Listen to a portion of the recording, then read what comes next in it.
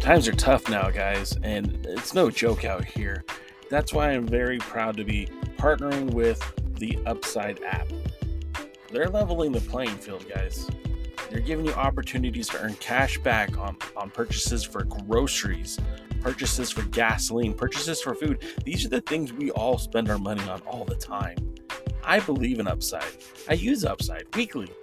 My lifetime earnings is over $408, and you too can be earning cash back on your fill-ups, your groceries, or your eating out experiences just by signing up, and it's free. By using my invite code JASON75338, that's Jason 753338, you'll earn $5 cash back on your first fill-up. Use the link in the video description or download the app, but make sure you use that invite code JASON753338 and make money by using the Upside app.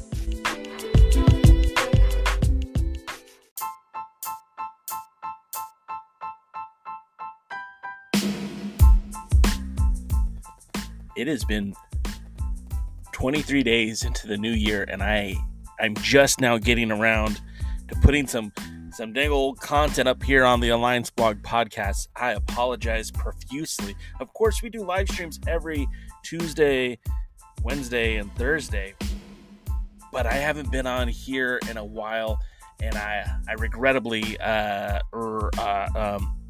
anyways, it is a new day, and there's new content coming fresh. Last night, I had the opportunity to speak to Chris Kadillak of Southern California pro wrestling fame. Chris Kadillak is a guy that I've always admired, respected, enjoyed talking to, and I never really had a chance to sit down though and interview with him. I mean, we've sent messages back and forth on social media, and I used to talk to him every now and then at shows, but it was cool to talk to him and talk about wrestling. Chris is a good guy. He's somebody that I admire, somebody that I think very highly of, somebody I wish was still wrestling. And we'll get to all of that and more just right after this.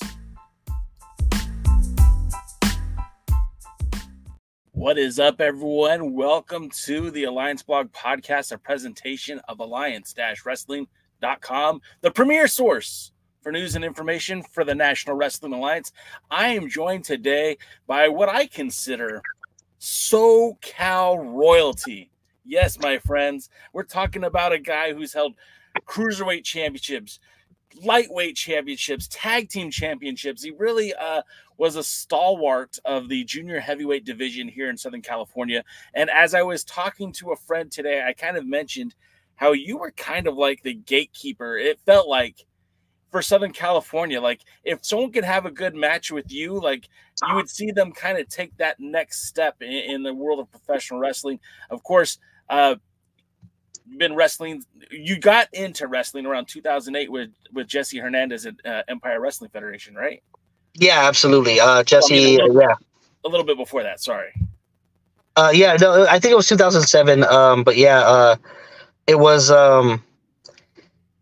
Jesse's school. That's where I started. I started because I was on a date with my wife and at the time my girlfriend. And no, we were married. And she goes, "Hey, why don't you try this? Because you've always talked about it.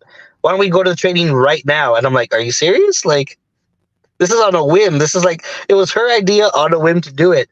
And I was like, "If you're okay with that," so I grabbed my wrestling shoes and we went, and it was just from then on. I was addicted. So I'm guessing then you had a background in amateur wrestling, high school wrestling. High school wrestling, yes. I wrestled for John W. North High School in Riverside, California. I was you saw me when I started, man. I was definitely at 103s. I was in the 103 weight class when I started in high school. So you know how skinny I was when I started wrestling. That's the Huskies, right? Yeah, the Huskies, yeah. I drive by that school like every day when I go to work. Oh, nice. Yeah, I wrestled varsity 103s there for a couple of years, yeah. So did like all 4 years, 3 years, or what was? I did 2 years. I did probably 1.5 because I started to slip with my grades, so they had no choice but to throw me off the team and take my letter away. Oh. But But it was just one of those things that, like, once you got a taste for that physicality and like that competition, you want to keep doing that, you know? Brother. Yeah, from a guy like, look, I don't look it now, but I used to be a svelte like 152, you know, so I know what it's like. I wrestled all 4 years and was not very good at all, but I tried. There You you know, go. I You were did there. I did the Watts Summer Games, which that was Okay. an eye-opening experience. That was where like all the good kids went to go to wrestle and then like go on to college. I went and got my ass kicked, and then I never wrestled again. So Hey, but you know what, dude? You battled. You had that sense of the camaraderie with the team. oh You yeah. had that.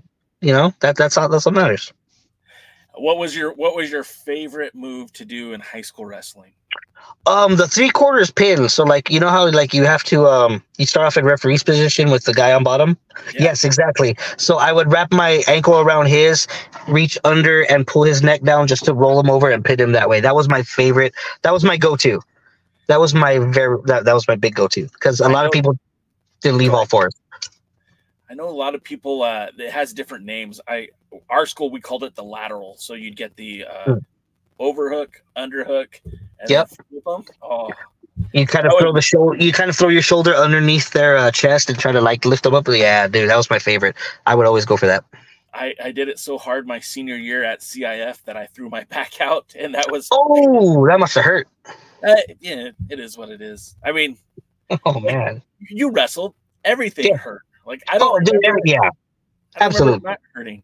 So your bride convinces you to go and try out for Jesse Hernandez, go to the School of Hard Knocks down in San Bernardino. Like, tell me about your experience. Was it intimidating to walk into that avenue? I know back then, I think trying to think who was around then. TJ was still around, I'm assuming, right? Well, TJ was around, but it was very rare. When I walked in, and there was this a gentleman that was there from Canada who was really huge.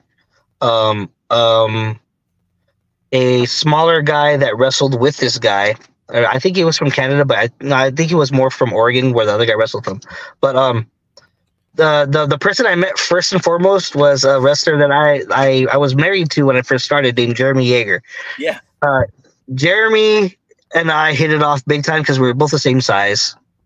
We both could work each other pretty well, and it was very intimidating because I knew how many stars came out of that school.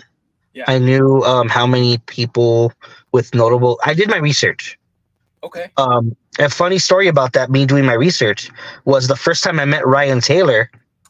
I told him, "Hey, I want to be you," and he goes, "Oh, you go to Covina shows?" And I go, "No, I've never seen you wrestle in my life, but I know you're a 2-time cruiserweight champion, and I know you have so much respect and stuff. I want to be you." And he goes, "Oh, okay." He was like really weirded out by that. And then I caught a snapmare and a stiff kick to the back, and I'm like, "Oh, okay, we're playing that game. That's great." So that was a good introduction. Yeah, Taylor was kind of the man at EWF for a very long time. absolutely. A guy who at that time he was kind of I mean he would appreciate me saying this. He was kind of in his jerk phase, Yes. and he didn't really want to talk to people and whatever. But I would constantly be right there, being like, "Hey, man, I want to learn from you. I want to work with you. I want to work with Hook. I want to work with people close to you. I want to learn from you." And Ryan Taylor quickly kind of enjoyed working with me every time he got a chance to. For those of you who are watching, when he said Hook, he's not talking about Taz's kid. Oh no, I'm sorry, Hook Bomberry. Yeah, Hook Bomberry.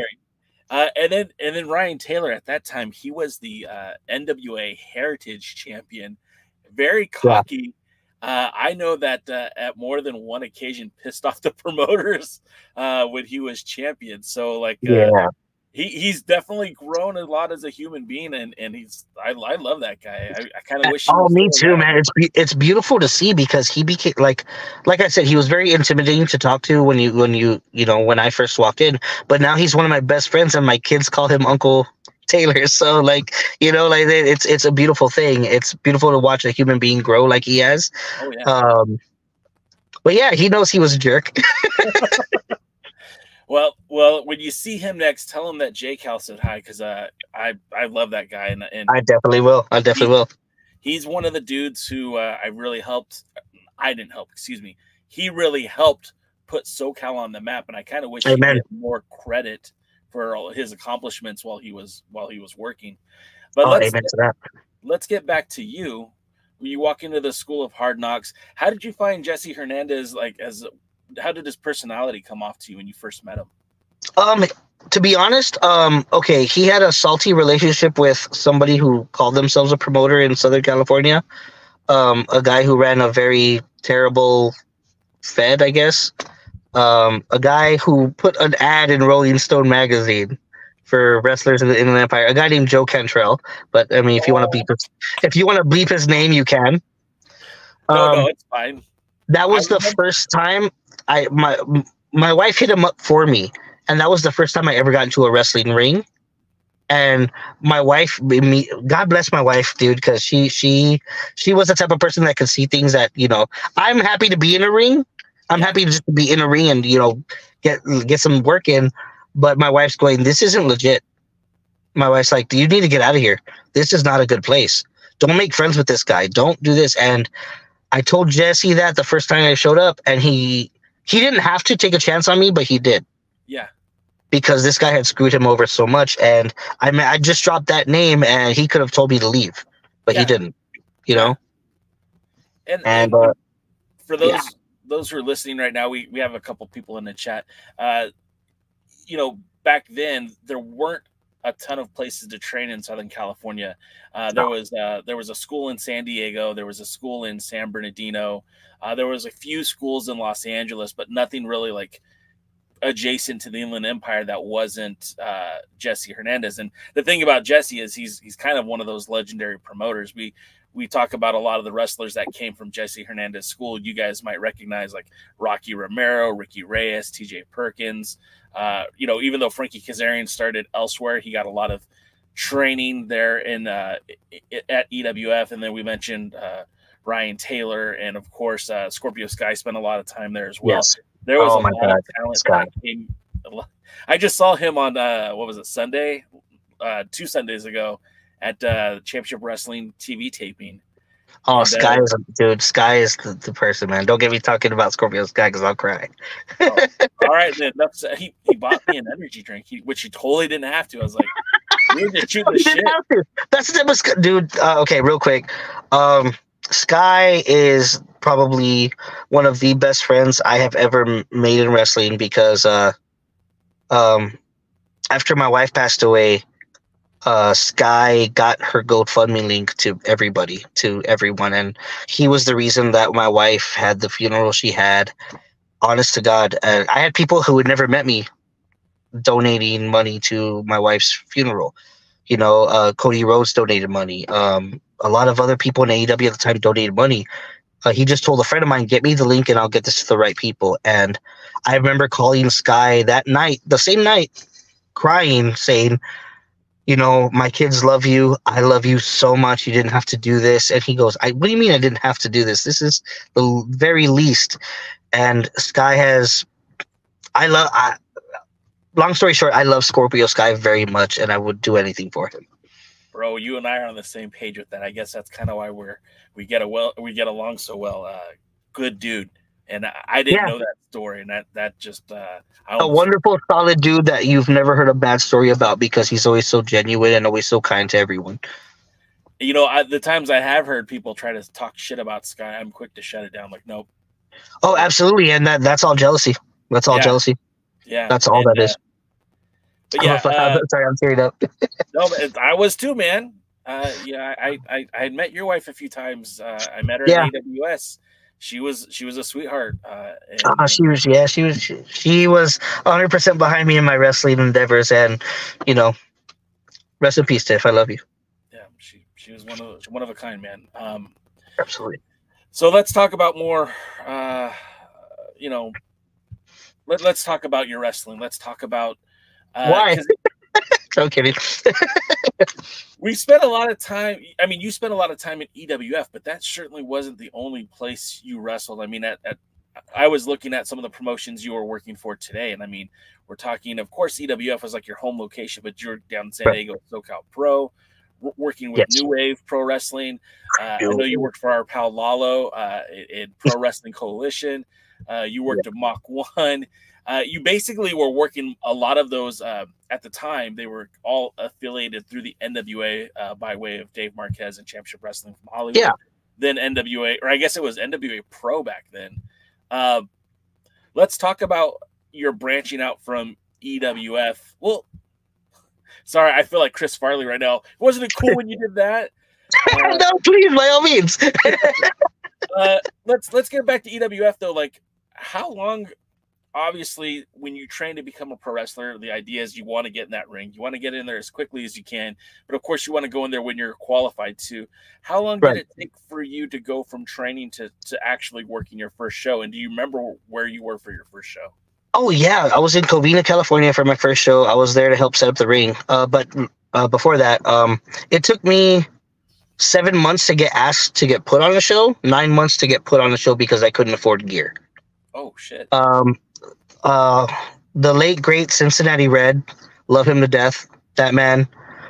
Once he saw me train, he wasn't at my first training, but like I think my third training he was at.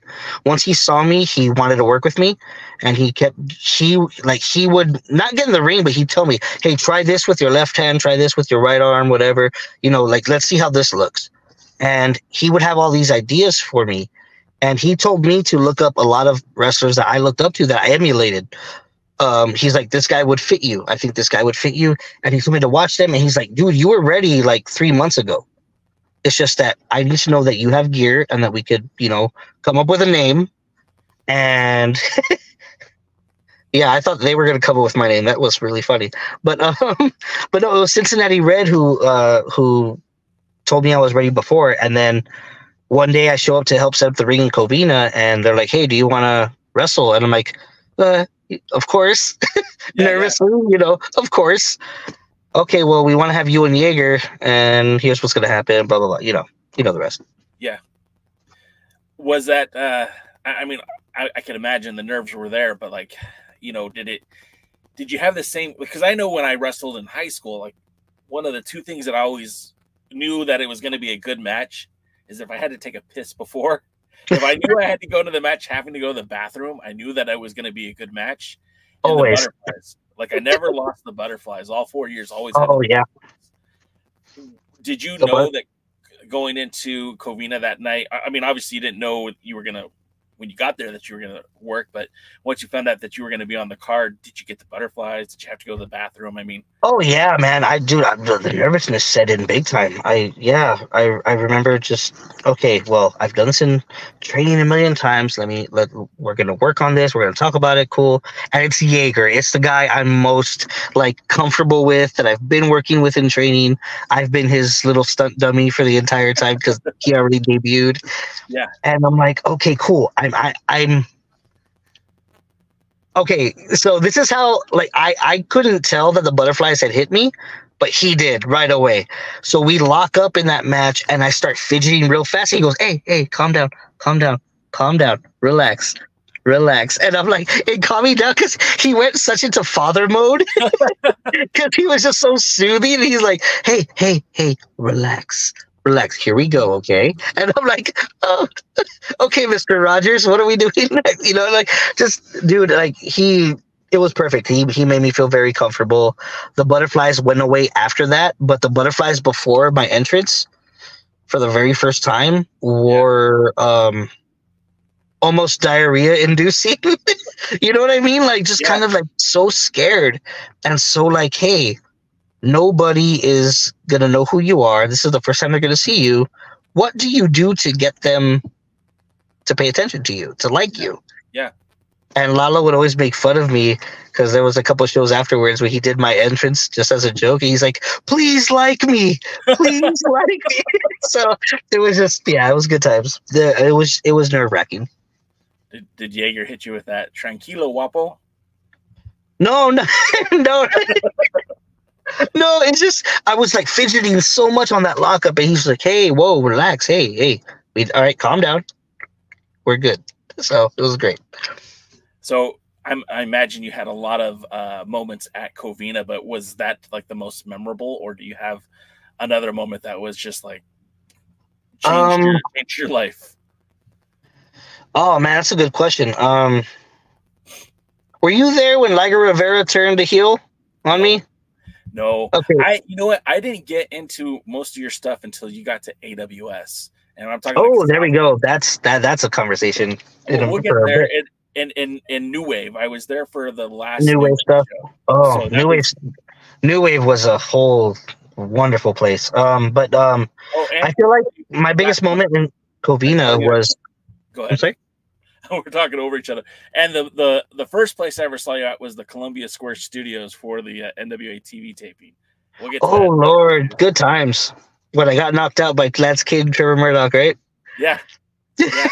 We were all. I was on bated breath. There, I was like, "Oh, dude, he's dead." Oh Dude, man.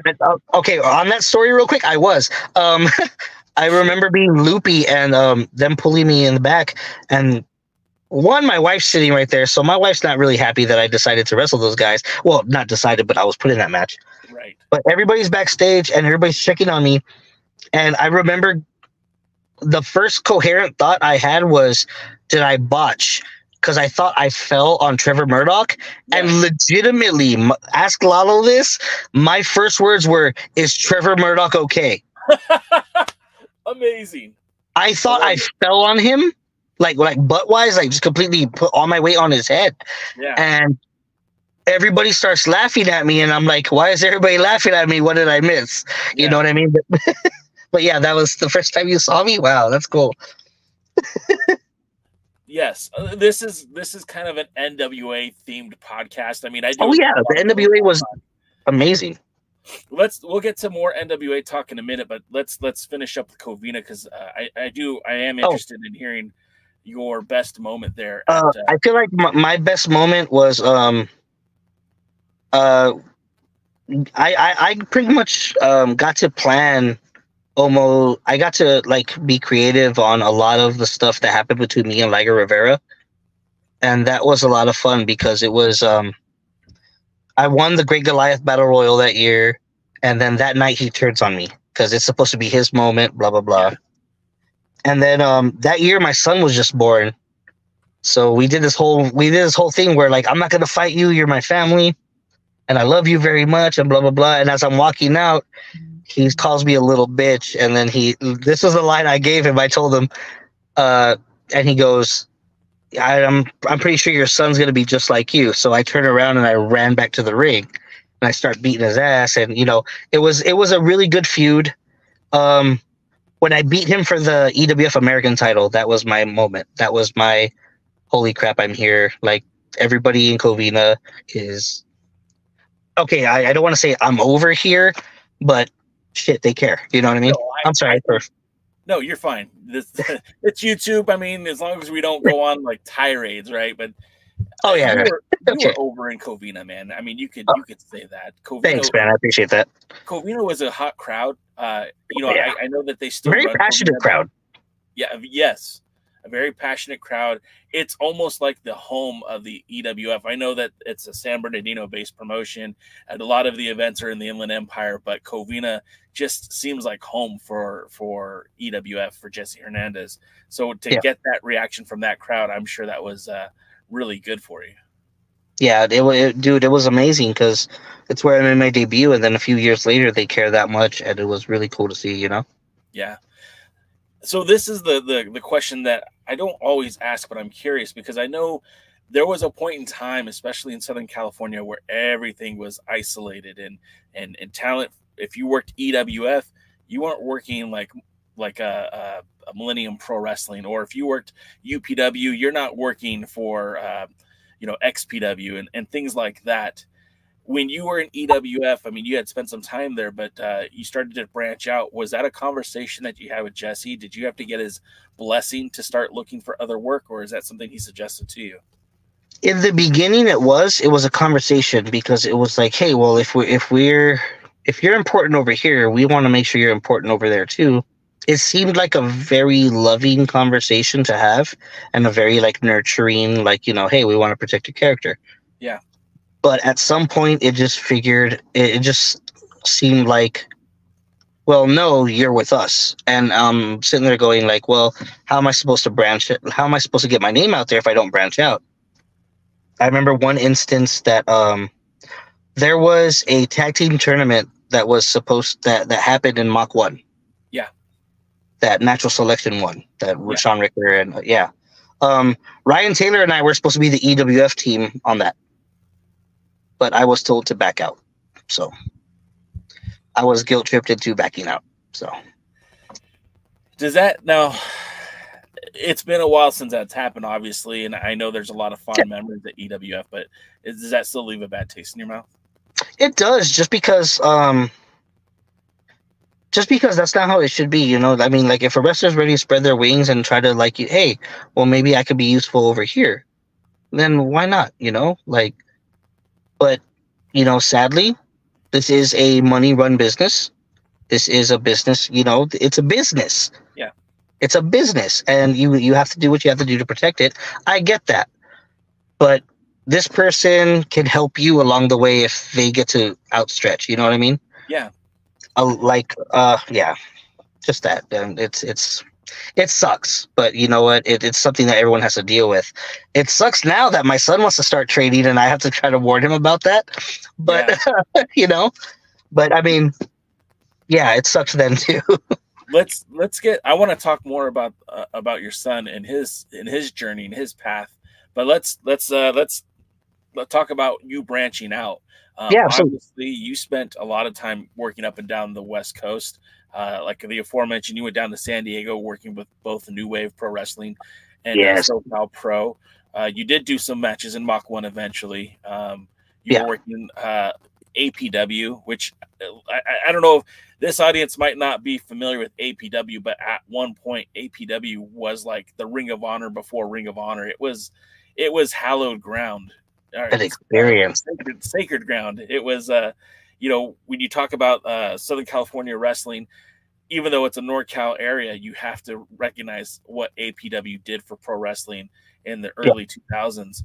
What did it mean for you to get an opportunity to wrestle there? I mean, so many legendary wrestlers came out of APW. Man, brother, it meant luck. It was a sure force of luck. So my wife had bought me 49ers tickets for our anniversary.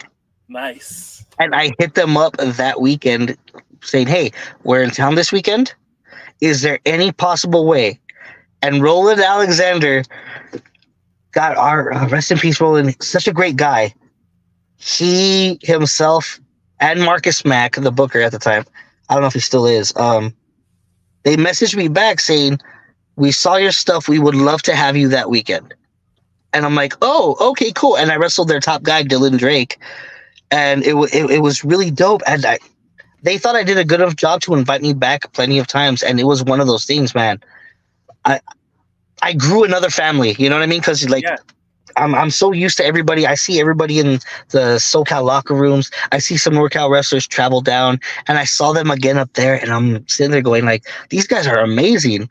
There's so many guys I couldn't wait to wrestle. I couldn't wait to work with. And in APW, I got to work with a lot of them. I am forever grateful for that. Marcus Mack and Roland Alexander, God bless you guys. Yeah, man. And a lot of people, again, when you talk about California, everyone just that's a state on the West Coast, but it's a big gap. I mean, it's a giant state. Drive. Yeah, absolutely. It's a 9-hour drive, and I'm, you know, making those drive with the people I made it with. That was fun. Who did you know on the ride? I don't know if you knew of a stable I was involved in when Battleground was around called The Working Dead. Yeah, you and Tyler. Tyler Bateman, B-Boy, and Ray's, and it was just us. It was just us driving up there, and it was, oh my God, man, the good times we had there. Those were great people. Ray's is one of my favorite people in Southern California wrestling. I'm so proud of her, man, because she started off as a manager, and she started off as, you know, not super physical, but now I've wrestled her. She's one of the most physical people I've ever been hit by. Probably my third hardest hit ever. I told her this. The first time I remember seeing her was at that New Wave Pro Wrestling show, the final show. And I was like, oh God, this lady's obnoxious. I was like annoyed, right? I was like, God, but like in my head, like in the moment, I was like, she's annoying, man. God, I hated her. And then I thought, well, I guess she did She's doing her job. Yeah, she absolutely. from me. And years later, like I'm proud to call her a friend. She's been on the podcast a few times. Dude, she's so freaking amazing, man. And like, I'm proud of her, and sky's the limit for her. Yeah. Well, she's working with WoW now, and she's been putting in time there. And I tell her, like, I don't get to see you wrestle enough anymore. When let me know when those indies do come up, because I would love to see you wrestle again. Oh man, she for being trained by as many people as she's been trained and have had their hand in her training. She reminds me of Bateman a lot in the way that they're very unordinary. It's not a wrestler you could prepare for. Yeah. And that is such a beautiful thing that I've always loved about Bateman. Even like way back in the day, I always said Tyler Bateman is Southern California's best kept secret. Agreed. And when he exploded, I loved it. I was so happy for him. And Ray's is the exact same way. She's very, what's the word I'm looking for? Eclectic. She's very eclectic with her moveset. Yeah. And it's beautiful to watch, because I always feel like you learn something new every time. One of the things, and this is your interview, but I have to mention, one of the things that I love about Bateman is when you watch him wrestle, it feels so realistic. Like, you'll watch him work his hand, like he hits somebody, and then he's selling that he hurt his hand on the on the punch. He did. Oh, because Bateman hits, and that's where I learned. Honest to God, I had a match with him at Lalo's thing, Pro Wrestling Coalition. I had commission. Sorry, I had a match with him, and the second hardest I've ever been hit was by Tyler Bateman, and it looks just like a little soccer kick, but I couldn't breathe, and I love him for that, and that's why I learned. I used to tell my some of my favorite opponents this. After that match, I told them, hit me because I'm going to hit you. Yeah. I'd rather this be real than look terrible on camera. Sure. So hit me because I'm going to hit you. Now, do we use the term snug for that, or how is that? You can use snug, but on the same note, here's the thing: we're both going to be in there. We can work safely, but at some point, raw emotion does take over when you're in there. Sure. And if you hit me a little harder, I'm not going to begrudge you one bit. You're just going to get it back. So let's just go. Let's have a good time. And one of my best opponents that I could say that I've beat the crap out of, and I've beat the crap out of me, was a guy named Brandon Parker in EWF. King of Strikes. The King of Strikes. Me and Brandon Parker would tee off like in the worst ways, where people thought we had heat, and then at the end, when he comes to the curtain, we're hugging, and I'm like, hell yeah, that's what we did. You know what I mean? People thought we had heat because we would hit each other so hard. I kind of felt like that guy had heat with a lot of people, but maybe it was just the way I watched him in the ring. It's just the way he worked. But then there was one time where I was watching a conversation with him and Scott Lost. The great Scott Lost, a guy who was on my list, and then he fucking retired. Where he was worried that this move was going to hurt somebody, and Scott goes, or you could tell that guy, stop being a little bitch, because this is a physical sport. And Scott talked him into that, and you kind of saw that weight lifted from his shoulders, and I'm like, wow, that's really cool. That's really cool for a veteran to tell him. Yeah. Scott, I think again, talk about underrated talents in SoCal. Scott Lost was one of those guys, and I know, he doesn't get a whole lot of the credit for the success of Pro Wrestling Guerrilla, but he branched. He was the success of PWG. I think the thing that made me want to pursue independent wrestling was there was a YouTube video that's really, really old, and I'll swear to this to everybody. What made me want to be in the Southern California indie wrestling scene was it was a hype video of the rivalry between Scorpio Sky and Scott Lost. Scorpio, boom, bye, dude. Yes, and like that's when they unmasked him and everything, and it was beautiful. And I was like, man, one day I hope to at least work in a room with those guys, and now they're my friends. It's pretty cool. But I never got to work Scott, dude, and that makes me so mad. I think like I respect his decision, right? Because he said, okay, look, I have till this much time, and then once this time hits, I'm gonna call it a day. And he stuck to it. Stuck to it. How many people do you see like who retire, come back, retire, come back, retire, come back, retire, come back? Oh, a million. Yeah. And he said, nope, that's it for me. I'm good. And he was happy. He was fulfilled. Yeah, and he had a pretty good career too. I mean, he went to Japan. He headlined a lot of the Pro Wrestling Guerrilla events. He held tag titles. He took them around the world. You can't say that he didn't have a good career. Absolutely not. I think we all wish it was a little bit longer, but and brother, he was so smooth. How smooth was Scott? Jesus, man, that elbow, that slam dunk elbow that he always did, often imitated, never duplicate. No one can do it like him.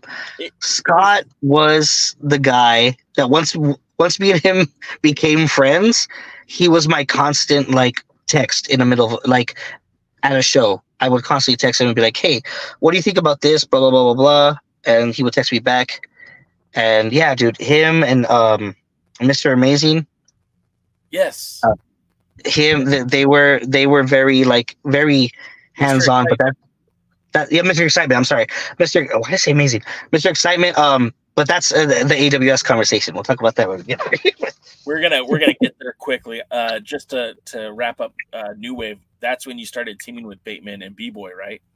Was that no, that wasn't New Wave. That was Battleground Pro Wrestling. Battleground, where we put that group together, and it was my brainchild, and I loved it because I was like, I love these people. I love seeing them. I want to work with them, and they get creative.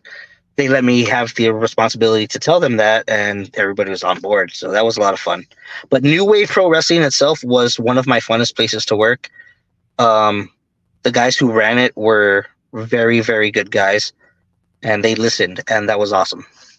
It was a promotion for the boys, ran by the boys. I mean, they were workers themselves. So they were phenomenal workers too, guys to learn from. And Anchors Away had been around forever, you know what I mean? Yeah.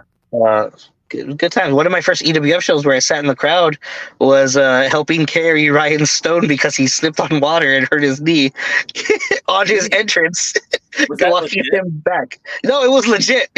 He was supposed to wrestle a tag match. He slipped on water, and me and RJ carried him back, and that was the funniest effing thing in the world to us at the time. Not to him right now, but when I send this to him, he'll laugh about it. He's still pissed that he never won the SoCal Uncensored Tag Team of the Year. He holds me responsible for that. I'm like, hey man, there's a committee. They vote on it. It's not me alone. There's a whole bunch of people. Yeah, it's not just you. That's not fair. All right, let's get to let's talk about your time in the NWA.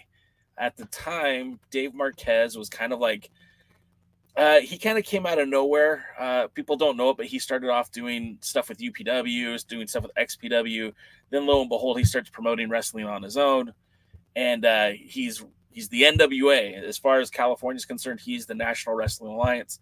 They're going big time. They get the studio. They're doing television tapings. Even before they did the TV tapings in Hollywood, they were doing TV tapings like in San Bernardino. They were doing TV tapings all over the place. They were doing tapings in Vegas too, I believe. Did you ever go to any of those Vegas tapings or no? No, Vegas tapings, no. I did the San Bernardino ones that were at the roller rink. That was really cool. Yeah, I was at that one too. Yeah, that one was a really cool one. And then I did just whatever. I was there as an extra for everything else that was the original Hollywood tapings. How was it working for David? Were you hands-on? Was he hands-on with you a lot, or were you talking to guys like Cincinnati Red and the other guys? Dave wasn't really hands-on with me per se. He would come tell us, what we were doing. Okay, cool. This is what we're doing. But he would give us our points. This is what you're doing. This is how everything's going to be done. Okay, cool. No problem. We'll do that. But it was mostly like other wrestlers that were hands-on because, my name at the time had a little bit of like buzz, a little bit. very tiny bit. So I had wrestlers come and check on me that like weren't my friends yet, which was really cool. So I had like the young bucks come, hey, oh, so what do you got planned? What's going on? And me and RJ had to go lose as a team to the Skull Crushers, who were the NWA Tag Team Champions at the time. My favorite thing about that entire thing was Cincinnati Red trying to get me in trouble. As we're walking back to do the entrance to get our asses kicked, royally kicked by the Skull Crushers. Right. So Cincinnati Red looks at me and he goes, "Hey, Caddy, don't take no shit." I'm sorry, what?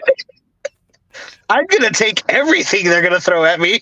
And those dudes were big. And anyone in the chat who isn't familiar with those guys, think of like a modern day Road Warriors. Keith Walker and Rash Brown, big dudes. And they hurt some people, but on the same note, they were very, hey man, without you guys, we wouldn't look as good as we do. Thank you so much for doing that. And it was really cool, to be around a positive experience like that, and then learning and watching Dave do his thing behind the camera. It was so positive, and it was so okay, we all just want to do our best. So it would psych you up a little bit, hey, let's all just do our best. Hell yeah, let's do this. And you were there for that match, and then of course the match with Lance Cade, rest in peace, Trevor Murdoch. Yeah. Now you mentioned that you got knocked out in that match, but those guys were in WWF just a few years, or WWE just a few maybe months before that match happened. Yeah. Yeah. Was that a thrill for you to be able to say hey, I got in the same ring as some of these guys that are on Monday Night Raw? Oh hell yeah, man! I was a big fan. I love a good cowboy gimmick, and they had that. You know what I mean? Yeah. No, don't get me wrong. My favorite movie in the world is Tombstone. I love a good cowboy gimmick, but but watching them plan things with us, and I don't know to this day if it was just a rib, because there were a couple things that were hey, we want to, hey, you're little enough, I want to do this with you, I want to do this with you, and then when I got tagged in, they just beat the crap out of us, and I'm okay, cool, that's cool. I remember one of the things I heard was after I got pinned was just another day at the office, and they high-fived. Damn. And I'm oh, okay, cool, that's special, cool. I'm you know what? Hey, who can say they got knocked out by you guys? It's cool. A lot of people, but yeah. Well, I mean, hey, in your defense, you got to be in the ring with two of the best tag teams. Exactly. And I'm not gonna say I didn't begrudge them one bit, but it was a good time. It was really cool to be hey, I wrestled them. So let's transition from the NWA, because I know there was a lot of other things at the time. I know you're working SoCal Pro on and off, Battleground, but AWS, man. That was a wild time. I was at just about every one of those shows, and the fans just, man, they chewed you up. You were so over your heat magnet there. Brother, that was the first time I was Bart Kapitsky came to, I think my son's second birthday party. And he talked to he was one of the last people to leave. It was just me, him, my wife, Peter Avalon, and Ray Rosas, who showed up later. We're sitting there drinking, eating food, whatever left over, and Bart goes, "Hey, do you want to be a heel?" All right. And I go, "I think I could do good as that because I'm a natural asshole." And he goes, "Let's try that." And from then on, yeah, it was, dude, the heat I got was amazing. I'm going to mention somebody in the audience, and I'm sure you probably remember them as well. I don't know her name. The girl with the dreadlocks, yes. Yes. She was, oh, man, you pushed every single button she had. I thought she was going to jump in the ring at some points. Oh, dude, it was great. And then when I won the AWS light heavyweight title, I was like, we did it. I said her name, and I was like, we did it. And I went to go try to hug her, and she hit me. I thought there was times where I thought Tiffany might go knock her ass out, to be quite honest. Nah, Tiff knows that it's a show and stuff, but it was funny, man. Dude, I was taught, I think, I don't want to say it was Sky who did this because he wasn't heel at the time, but I forgot who told me that find one person Focus on that, and everyone around them is going to hate you. It's going to grow, and it's going to grow. And I'm sorry, you're a girl wearing Beetlejuice tights and dreadlocks. You're my guy. I'm going with you. You're my horse. And the thing is like being in that audience, I'm there with my wife, and I'm like, oh man, this is kind of it's kind of dicey, man. Like, damn, lay off her, bro. I got in trouble and I pushed limits a little bit, but you know what? It made everybody hate me a little bit more. So I fed off that. Okay, well, pay to see me get my ass kicked. Maybe this guy will kick my ass. Who knows? Come on, come pay to see me. One of the first things you said on this interview was, "It's a business. It's a business." Amen to that. Sell tickets one way or the other. And, amen. And damn, like again, being in that audience, it was like, "Yep, this guy gets it. This guy gets it." And, dude, being a heel and having that be my real first opportunity to be me, like be me, because even I remember they rented the ring one time from Jeff Dino. They had that really small ring for SoCal Pro. And Jeff Dino walks up to me. He goes, wow, who knew a pissed off Cadillac is a good Cadillac? And I go, yeah. I'm like, let me do what I'm doing. Let me do what I'm doing. And man, from being the flippy good guy that takes pictures of little kids to immediately being the opposite of that is so freeing. Yeah. And so like in a way where you're like, this is a whole new area and I get to explore the open world on this video game. Right. I don't have to just do the mission. This is an open world. It's beautiful. Did that momentum from AWS carry you to other places? Like how did the transition go from AWS to other places? Oh man, other places it's weird because I got so comfortable in just being a jerk.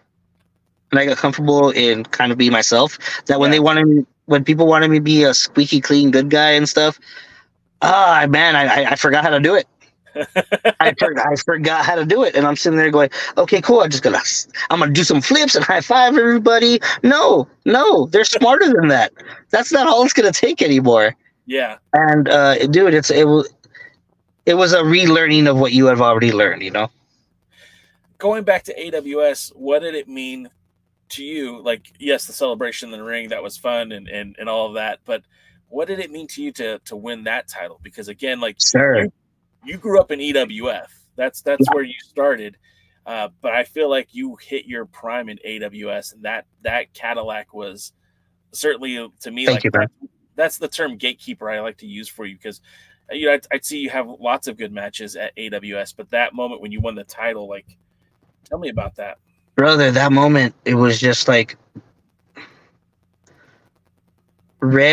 Cincinnati Red and Bart had their faith in me. Yeah. They're like, we love what you're doing. Here it is. And I sat there and they let me have the microphone afterwards. And I told Cincinnati Red and Bart Kabisky, I'm going to try really hard. Can I just cut this promo? And I told them promo I want to cut. They're like, okay, you can try. And do you remember the promo I cut after that? Just a little bit. I mean, it was a long time ago, and I didn't buy the video, so I don't. My idea was I wanted to talk to somebody, and I said, now you can't ignore me. Now you have to see that I'm on your level. Now you have to see and give me my respect and you're supposed to be my friend now. And my whole buildup was to try to get Scott Lost back into the ring. Because I was begging him at the time because we had just become really good friends. How we became friends, we played a 3-hour game of quarters where we both got really drunk. But I was trying, like, it's not fair that you got to wrestle Parker and you got to wrestle other people that came up after me, but not me. It's not fair. I'm at my prime, like you said. I'm at my best right now. Like, oh, it's not fair. I want you at a show. I want you to promote your comic book, and I want to slap you across the face. Like, he's like, no. I was like, I'm done. I'm like, please, Scott. Scott, dude, you can ask Scott how many times I begged him to be a part of something like that, and he wouldn't do it. But that title, because of Scott Lost holding it, because of Scorpio Sky holding it, because of the lineage of people that had held it, it meant worlds to me. Yeah. It meant the world to me. It was probably my WrestleMania moment, pretty much. Like, dude, like those guys, so many like so many established wrestlers who are everyone's favorite wrestlers are have held that belt. Yeah. You know what I mean? Yeah. I'm not gonna lie, I probably teared up a little bit. That's cool, man. Like, to me, I love hearing that you're a human being. You know, like, I mean, yes, I already know that you're a human being, but like when wrestlers allow themselves to be a little bit transparent after the fact, you know, and say, hey, this was a special moment, because you are Yeah, human. You know, you are allowed to feel these things. If you went absolutely. through it had no feeling whatsoever, like a challenge, like, are you even a human being? Are you a robot? What's going on here? But it's cool to hear that, like, that moment was special to you. Yeah, Um, man. Thank you. It what really was.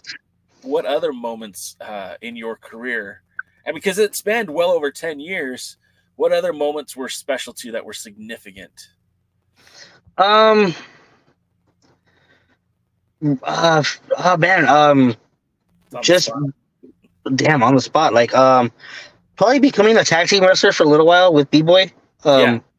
That to me right there, like I discovered tag team wrestling was so much fun to play with because you had four bodies to play with instead of just two. Yeah. And I really wanted that to be somewhere. I was really creative there. Like no one will ever tell you, and I think Jarek, remember Jarek Matthews? Yeah. I believe he told me one time, he's like, dude, you're so creative in the ring. He's like, I love that you come to a match with everything creative. Like, you have the whole match planned out with some creative stuff in there. And I'm like, yeah, well, I never liked coming without anything new. I want the crowd to watch my match and go, I've never seen that before. And wrestling, TJ was great at New Wave. The New Wave, the end show was amazing. It was my idea for T-Rex to do the cannonball to me, which was a bad idea, but it was my idea. For those of you guys who don't know, Terex is like legit like 450. He's huge. And it But was my idea to he Kevin moved Owens. really well for a guy that big. Like, he's Very able much to so. T-Rex is move. very underrated. Yeah. That man could do some stuff. But man, just winning my first title, my first EWF Cruiserweight title, that was awesome. Obviously, it's gonna be my favorite thing. But also just like anytime I wrestled in front of my son and he got to sit there, you know what I mean? That Yeah. was a very special time. So Your last match was in 2021 against Jack Cartwheel, excuse me. Jack yeah, Cartwheel, who you guys could see AAA. He challenged for the NWA World Junior Heavyweight title. proud of that kid, man. He's on AEW. Tell me about working with him. That was your last match, right? Yeah, it was. It wasn't supposed to happen. It wasn't planned. Because the week before, or the month before, during COVID lockup, they brought in Hammerstone, and I was sitting there going, "Yo, we need to add somebody to this match because it doesn't make sense for me to pin Hammerstone at all, and he's not going to want to lose to me." You know what I mean? Yeah. And so I was like, and Jack was just walking around like they teach you when you go to a show as a wrestler, bring your gear because you never know what you get thrown on. Right. So I immediately grabbed Jack and took him to the promoters and said, "Hey, what if we make it a triple threat? You know, blah blah blah. That way Hammerstone can look strong. I'm sorry, am I giving too much away? No, you're That way I can look strong, and you know, I'll pin Jack on a fluke. yeah. Boom, did that. So then the next month it's automatic. Hey, no, Jack wants his shot. Cool. All right, let's do that. And we did that, and I got severely hurt Oh. by a spot that was my own doing. Oh no. It's always my own doing that hurts me the most. That's a metaphor And for life. dude, straight up. Oh, don't. Oh no. I meant But I meant me too, my friend. It wasn't just at you. no, but it was my own thing that hurt me, and I was like, okay, cool. Well, let's end this. And dude, I just having a conversation with that guy's such a down to earth guy. Yeah. He's so down to earth, and he doesn't want to hurt nobody. He doesn't want to have anybody complain. He just wants to have a good time wrestling. And man, that's the attitude to have. You know what I mean? A lot of people don't have that attitude anymore because a lot of people have been like hurt and destroyed by the business. And you could tell that he's still having fun with it. And God bless him for that. I'm proud of that kid. We're getting towards the end of this interview, and like I Yes, can't sir. believe it's already been almost an hour because it flew by. But Thanks. you mentioned a couple times about your boy, how he got to watch you wrestle, and now Yeah. he is interested in making that journey himself, that he wants to become a pro wrestler. Yeah. And you and I had talked offline about potential people you would want to train him. Would you care to reveal that on the live stream, or is that something you want to hold close to your vest? No, I mean, I don't mind. Hopefully they don't mind. I talked to Lil Cholo because Lil Cholo is a big influence for me in the terms of learning that lucha style and the American style, and I want my son Ian to have a firm grasp of that. And I'm thinking there's almost no better teacher running the school now than Cholo. Yeah. And I hit him up, and he was like, "Okay, well, this is what we'll do. I'll let you." I told him, "I'll let you know because I'm hoping at the end of this month or in the beginning of next month, and we'll get it. We'll get the ball rolling." But a guy I helped train when he was just as littler than my son, um, he said that he'd be honored to help train my son is Adrian Quest. Yeah. Adrian Quest is a phenomenal talent. He's been a phenomenal talent since he was 11 years old. And I can't think of a better way for a young person to come in the ring with the tutelage of somebody who just entered just as young, Yeah. and who will help mold them into the wrestler they want to be and help mold them into the smart business person that he is. Adrian Quest is a big inspiration too. I'm not gonna lie. I help train him sometimes, and it was amazing. But watching him do what he does with his clothing brand and his wrestling and everything that he puts his mind to, it's a beautiful thing to see. Getting an opportunity to wrestle in Mexico City for CMLL. I'll tell you, I got to go to Mexico City last year, and I was at 2 CMLL events. And it's crazy, man. It's crazy. Yeah. You're in the Ciudad. It's different, and it's beautiful. It's kind of weird to say, but it's beautiful. Like just the way that the culture treats the show, that the respect that the wrestlers get. The whole dynamic between the rudos and técnicos. It's so weird. I wish that wrestling in the U.S. was a little bit more like that, and to know that Adrian Quest got to go there, like. When I was there, I got to see Rocky Romero, which was still kind of cool for me because that's a guy I've been watching for like 20 years. But, Adrian Quest ended up going later that year. I was like, damn, I wish there was another trip in it for me. But, oh, man. Quest is very awe-inspiring and very creative. And that's one of the things I respect and I love about him. So with all that being said, I know Ian is still needs to get trained, still needs to get time in there. But, will we see Chris Kadillak back in the ring at some point? I'm working on it. Slowly but surely I'm working on it. But right now I gotta be full on dad mode. You know me. I gotta be full on dad mode and worker. But I mean, I'm trying. I have a bunch of good people in my ear about some certain things, but we'll see. I mean, hopefully in the future, yeah. Well, number one, before you step back in the ring, I want you to come back on here and we could talk about it. Number two, I want to know where you step in the ring so I can be there to be a part of that experience because that'll be pretty cool. And I would like to be there for Ian's debut too. So let me know when that happens because I appreciate that. Yeah, absolutely. We'll do. Look, I'm just a guy with the microphone, right? But I feel like there's this in wrestling. There's so much rich history, and Southern California is no different than any other territory. And the stories, man, it's the stories that are exciting and compelling. And knowing people and seeing the growth of people, I mean, that's all what wrestling is, and it's beautiful. And so I would love to see El Hijo, to see your boy in the ring. Oh, he wants nothing to do with the name Cadillac. He doesn't. Oh, no. And that hurts my feelings. But on the same note, I get it. Make your blaze your own trail. But man, he doesn't want to be Ian Cadillac. He doesn't. I'm like, come on, man. I'm still trying to convince him, but we'll see. You got to keep working on it. Keep working on it. Yeah, man, we'll do. Well, thank you. I just want to thank you. That it's been a pleasure to reminisce and talk. And I'm just glad that a lot of people didn't forget about everyone's favorite, the cure for the common wrestler, the dad bod god, Chris Kadillak. And I just want to say thank you very much, Jay. It's been an honor to just shoot the shit with you about wrestling, brother. I appreciate it. Yeah, man, I'm grateful for it, and I appreciate your time. And like I said, this doesn't have to be the last time. We can do this. No, it doesn't. We'll see, man. All right, brother. Well, then, thank you so much for being here, and we'll see you next time. Amen. All right, brother. You'll see you soon. You guys be safe. Have a great day. All right, be well. Bye. Kadillak. That's my guy right there.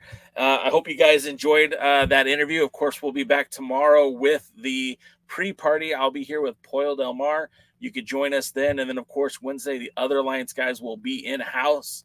What are we talking about, man? Because there ain't no NWA, that's for sure. But until next time, we'll see you at the matches.